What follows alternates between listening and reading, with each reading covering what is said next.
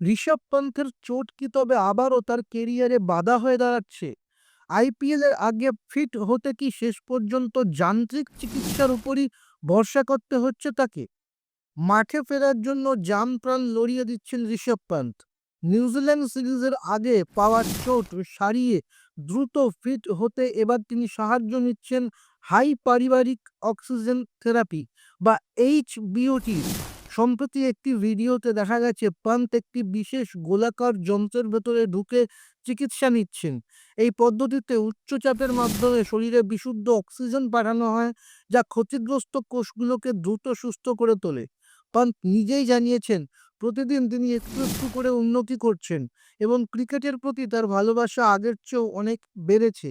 গাড়ি দুর্ঘটনার সেই ভয়াবহ স্মৃতি কাটিয়ে ফেরা পান্ত এবারও আত্মবিশ্বাসী যে তিনি আরও শক্তিশালী হয়ে ফিরবেন।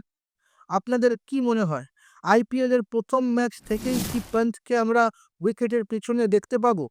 আপনাদের মতামত কমেন্টে জানান এবং খেল দুনিয়ার আরও খবর পেতে সাবস্ক্রাইব করুন গেম চক্র।